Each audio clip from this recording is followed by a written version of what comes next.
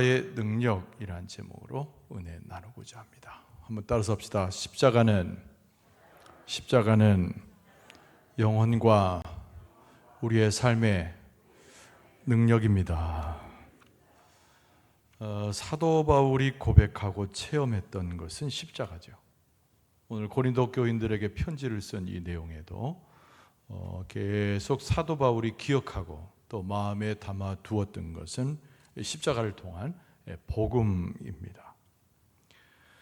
세상 사람들이 여러 가지 삶의 도구를 삼아요. 또는 물질로도 삼고 자기의 명예나 어떤 권세를 가지고 자기 삶을 살아가는 도구로 삼습니다. 그러나 믿음의 사람은 그것들이 우리의 삶을 살아가는 방편이 될 수가 없겠죠. 우리를 지혜롭게 하고 우리를 능력 있게 하는 십자가로 사는 삶이 믿는 자들의 삶이다, 이렇게 우리가 고백할 수 있습니다. 십자가는 단순히 가로 세로로 저어져 있는 어떤 표시가 아닙니다. 그 당시에 사형의 틀이었지만은 한 죄수를 매다는 사형틀 아닙니다. 오늘 본문의 말씀은 십자가를 통해서 우리를 구원 얻게 하는 능력이 바로 십자가죠. 십자가의 능력이 무엇인가, 오늘 구체적으로 사도 바울이 고린도 교인들에게 편지하고 가르친 내용을 우리가 같이 공감하기를 바라는데요. 십자가가 왜 이렇게 능력이냐, 우리의 삶에 왜 능력인가. 여러분, 첫 번째는 이 십자가의 능력이라고 하는 것은 우리를 살려내는 것이기 때문에 위대한 능력이죠. 한번 따라서 합시다. 십자가의 능력은 우리를 살리심입니다. 그렇죠? 오늘 본문의 말씀 18절에 그렇게 되어 있습니다. 십자가의 도가 멸망하는 자들에게는 미련한 것이요, 그러나 구원을 받는 우리에게는 하나님의 능력이라 그랬습니다. 18절은 십자가의 도 이렇게 이야기를 했습니다. 길도자를 쓰죠, 실질적으로.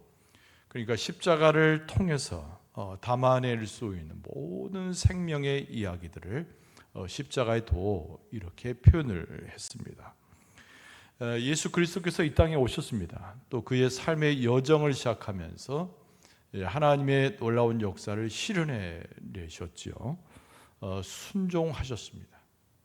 또 예수님께서는 하늘의 보좌에 앉아 계셔야 할 하나님 당신임에도 불구하고 우리를 섬기셨습니다.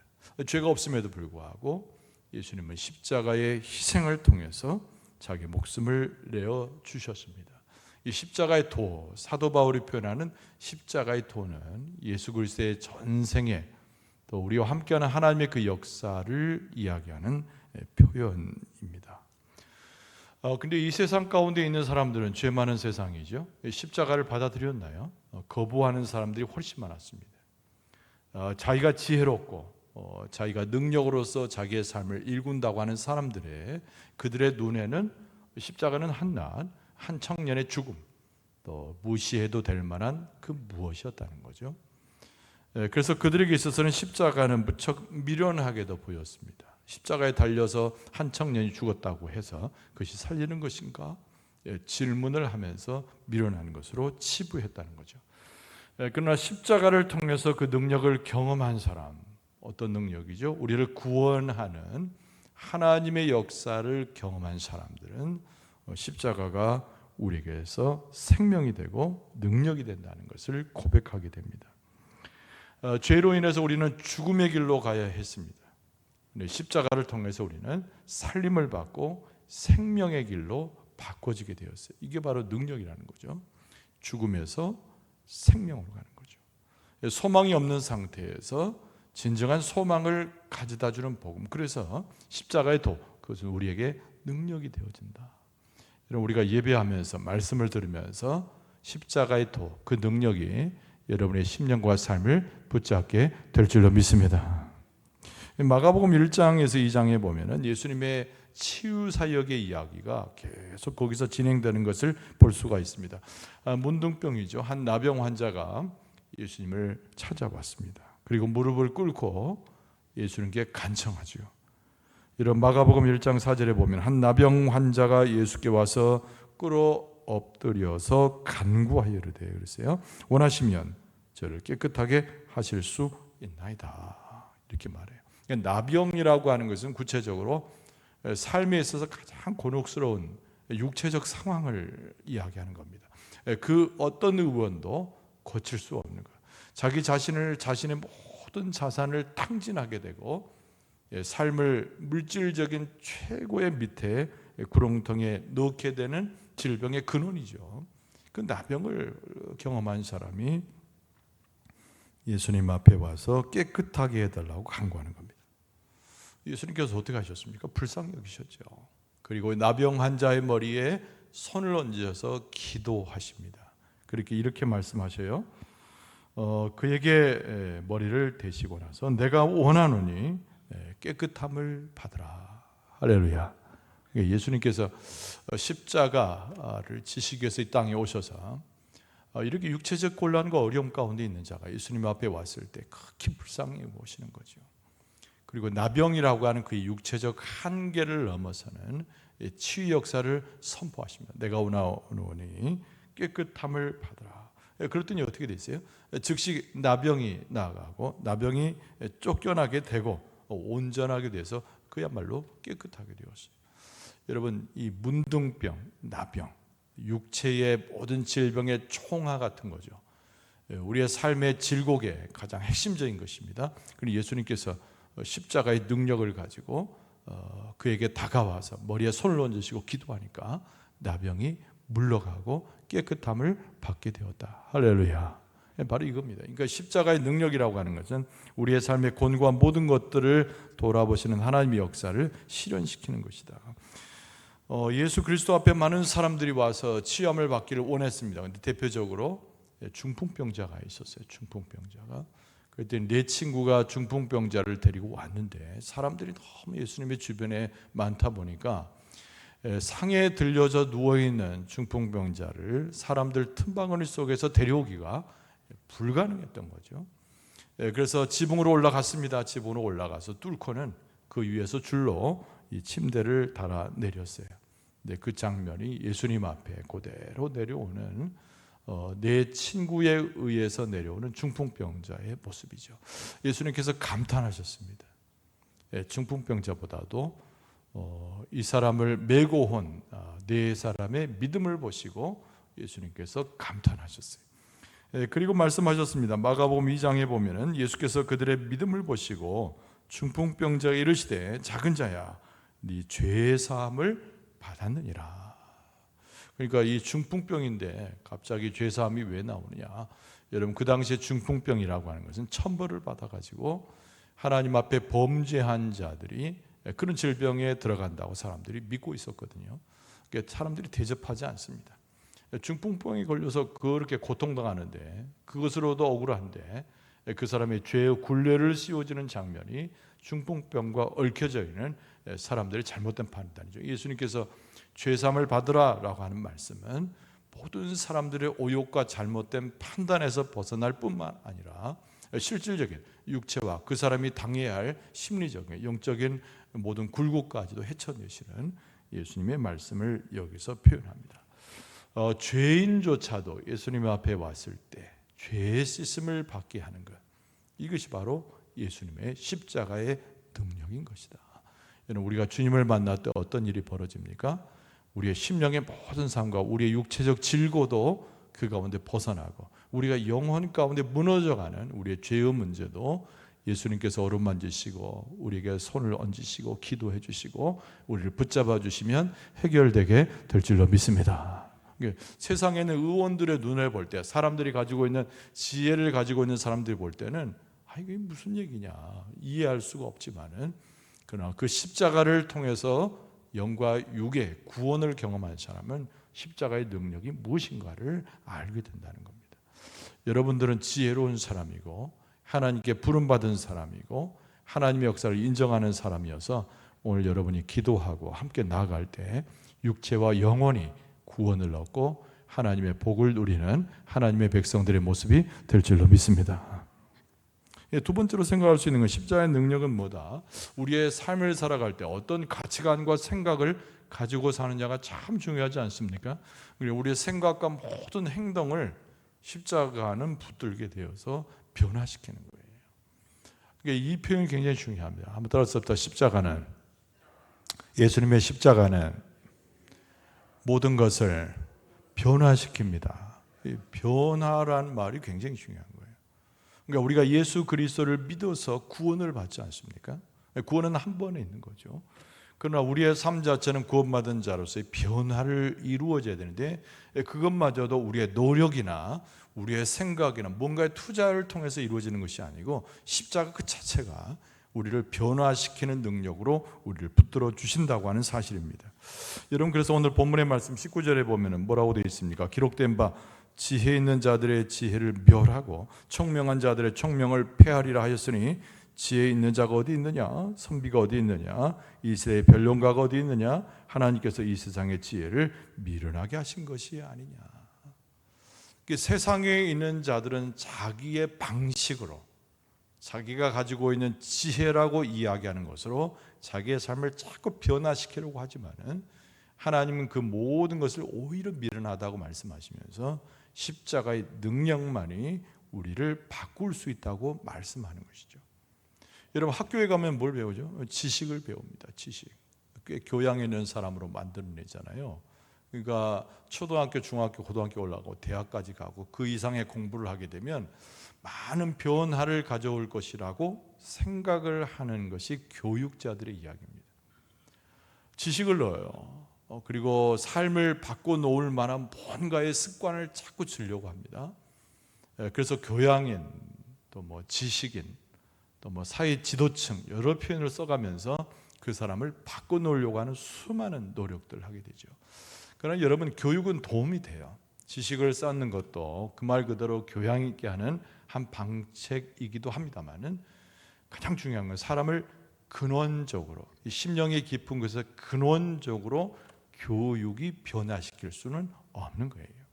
그러니까 높은 학력을 가지고 있어도, 많은 지식을 가지고 있어도 다른 사람을 해를 끼치게 하고 그 사람을 얽어매고 심지어는 살인죄를 저지르고 강력범죄에 포함시키는 경우도 의외로 많습니다. 오히려 지능적 범죄가 일어나고요, 자기를 감추게 되고 안전한 범죄를 추구하는 이상한 것들에 자기 지식이 사용되기도 한다는 거예요. 이게 사람이 가지고 있는 지혜, 사람이 가지고 있는 판단, 지식이라고 하는 것이 아주 근원적인 사람의 변화를 가져올 수 없습니다. 이런 법이라는 게 왜 존재합니까? 법이, 세상에 있는 법이라고 하는 것은 우리를 얽어매 가지고 더 이상의 범죄를 나가지 않도록 스톱시키는 거잖아요. 그러니까 범죄를 저지르게 되면 경찰이 가가지고 잡아가지고 감옥에 넣어요. 더 이상 사회 속에서 범죄를 이어가지 말라는 그런 의미겠죠. 여러분, 그러나 여러분, 이 법이라고 하는 것이 우리를 통제한다고 해서, 우리를 얽어맨다고 해서 우리를 변화시키는 것은 절대 아닙니다. 그러니까 우리가 감옥에 들어가는 것 자체가 그 사람을 교화시킨다 이렇게 표현하는데 불가능한 거예요. 더 큰 범죄자로 만들어내는 경우가 얼마나 많고 허다합니까? 그러니까 사람이 가지고 있는 지혜, 사람이 가지고 있는 지식, 사람이 판단할 모든 것들의 총화라고 하는 것은 사람을 근본적으로 변화시키는 데는 실패하게 되었다는 거예요.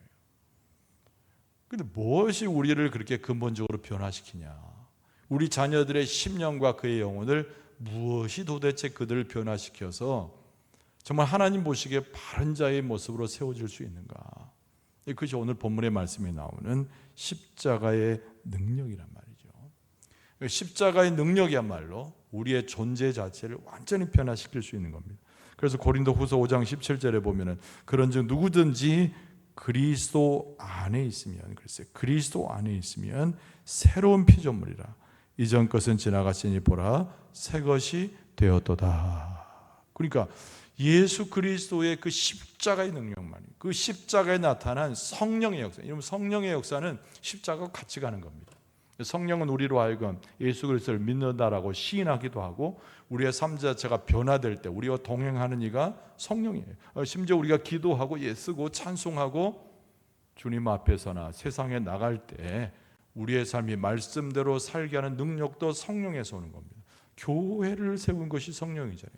오늘날 교회가 교회답게 만들어가는 것도 성령이고, 근데 그 근원적인 것은 십자가에 있습니다. 십자가. 그러니까 십자가의 복음이 우리를 새로운 피조물로 만들고 성령의 역사를 통해서 소위 말하는 근원적인 변화가 일어날 수 있다는 겁니다. 여러분, 예수 그리스도의 십자가의 보혈의 피와 성령의 역사가 우리 가운데 들어올 때 우리가 근원적으로 변화되게 될 줄로 믿습니다. 여러분 누가복음 19장에 보면은 우리가 너무나 잘 아는 삭개오 이야기가 나와요. 삭개오는 세리장이에요. 세리장. 그 사람들에게 있어서 늑탈하는 사람이에요. 세금 걷었다고 해서 뭘 늑탈하냐? 여러분 사람들에게 가짜 고지서를 발부하는 것이죠. 1,000원 내야 할 사람에게 10,000원을 발부해가지고 로마 정부에 1,000원 갖다 주고 자기가 9,000원을 착복하는, 이치를 따지면 그렇다는 겁니다. 그러니까 사람들이 도대체 저 세금의 근거를 알지 못하기 때문에 무조건 내기는 냈지만 세리를 믿지 않는 거죠. 민족을 수탈하는 사람, 그리고 행위 자체가 아주 이율배반적인 사람, 이기적인 사람, 그리고 자기만을 배부른 것만 생각하지 진리에는 아무 관심이 없는 사람, 이게 바로 세리의 낙인 찍혀진 이미지예요. 그러니까 이 현재 삭개오는 세리장입니다. 그들 중에서도 우두머리란 말이에요. 그러니까 사람들이 그의 삶에 대해서는 눈꼽만치도 인정하지 않습니다. 예수님께서 그날도 그 동네에 내려오셨는데 많은 사람들이 운집해가지고 예수님을 찬송해요. 예루살렘 도성에 들어갈 때 호산나라고 부른 것처럼 아마 그 동네에 들어왔을 때도 호산나라고 부르는 사람들이 꽤 있었을 걸로 추정이 됩니다. 구원을 노래하는 거죠. 그런데 이 삭개오는 그 사이에, 틈 사이에 들어가지 못하지 않습니까? 사람들이 허용을 안 하는 거죠. 네가 감히 어떻게 예수님 앞에 설 수 있느냐? 틈을 줘주지 않는 거예요. 물론 키가 작았기 때문이라기보다는 틈을 주지 않는 거죠. 그 집단의 무리 속에서 소외되는 거예요. 그래서 할 수 없이 어디로 올라갑니까? 뽕나무로 올라가게 되지 않습니까? 사람들에게 방해를 받을 수 없는 곳. 키가 작아서 예수님 안 보여가지고 뽕나무 올라갔다고 이야기하는데 그 군중 속에 들어갈 수 없었기 때문에 자기만의 유일한 장소인 뽕나무로 올라간 거예요. 그랬더니 예수님의 눈에 더 띄게 됐는지도 모르겠습니다. 뽕나무에 올라가지 않았어도 예수님께서 만나 주셨겠지요. 그만큼 뽕나무에 올라간 삭개오의 모습은 비참한 모습인 거죠. 아무에게도 인정받을 수 없는 비참한 모습. 그런데 예수님께서 삭개오를 붙들어 주시고 그의 집에 들어가서 삭개오 요청대로 음식을 나누시게 됩니다. 이것이 삭개오에게 비춰진 일종의 생명의 빛과도 같은 겁니다. 예수 그리스도의 십자가 무엇인지를 전혀 예상할 수 없었던 상황이었겠지만은 예수님을 통한 구원이 무엇인지 성령의 그 마음에 임하여서 예수님을 영접하게 된 것이죠. 그랬더니 그 삶이 변화되는 거죠. 그래서 삭개오의 그 본문은 삭개오가 완전히 사람이 달라지는 모습을 묘사하는 그런 이야기예요. 삭개오가 예수님 앞에 그렇습니다. 내가 예수님을 믿습니다. 예수님을 따라가겠습니다. 제자가 되겠습니다. 그리고 나서 이야기가 종결된 것이 아닙니다. 예수님께서 품어주시고 위로해 주시고 예수님께서 제3의 선포를 하셨을 때 삭개오의 마음이 변화돼서 이런 유명한 고백을 하게 되잖아요. 그 삭개오의 고백이 무엇입니까? 누가복음 19장 8절에 보면은 내 소유의 절반을 가난한 자들에게 주겠사오며 만일 누구의 것을 속여 빼앗은 일이 있으면 네 갑절이나 갚겠나이다. 그러니까 돈을 착복했기 때문이라기보다는 자기의 삶이 가난해지고 아무것도 없어지더라도 자기의 삶이 예수님을 따라서 나는 변화된 삶을 각오하고 또 그렇게 살겠노라고 하는 삭개오의 위대한 고백인 거예요. 그러니까 우리의 삶에서 무엇이 중요한가를 삭개오가 알게 된 겁니다. 옛날에는 돈밖에 없다고 생각했어요. 사람들한테 멸시 받아도 그냥 세리장으로 사는 것이 좋다고 생각을 했단 말이에요. 떵떵거리고 잘 먹으면 성공이라고 생각했다는 거죠. 그러나 예수님을 만나게 되고 진리를 경험하게 되고 십자가라고 하는 의미를 알지 못했던 그때에도 예수 그리스도의 전해주신 복음을 제대로 받아서 이것이야말로 내 삶의 가장 중요한 것이고 모든 것을 잃어버려도 이것은 나의 것으로 소유해야 되겠다는 지혜가 번뜩이면서 삭개오가 그 위대한 고백을 하는 거예요. 여러분, 예수님께서 십자가로 우리를 찾아오시고 성령께서 우리를 붙들어 주시면 우리의 심령의 근원적인 변화가 일어나가지고 우리의 삶 자체가 완전히 바뀌게 될 줄로 믿습니다. 이 변화를 동반하게 하는 것이 바로 십자가다. 또 그것을 가능하게 하는 것이 십자가의 능력이다라고 하는 거예요. 여러분, 우리에게 필요한 것이 무엇입니까? 오늘 이 시간 우리가 반드시 지금 이 시간 우리에게 있어야 할 것이 뭐예요? 여러분, 세상의 어떤 조건들이 우리에게 필요합니까? 건강도 물론 필요하고 돈도 좀 벌어야 되고 오늘 하루 중에 하나님이 함께 하셔서 일도 잘 풀려야 되는 건 맞습니다. 근데 정말 우리에게 제1순위로 최고로 우리에게 필요한 것이 뭐예요? 예수님 당신이 내 안에 들어와서 십자가가 내 심령에 세워지고 성령께서 나를 붙드시는 것이 내 삶의 1순위요 가장 필요한 것인 줄로 믿습니다. 그러니까 오늘 우리가 왜 기도하게 나왔어요?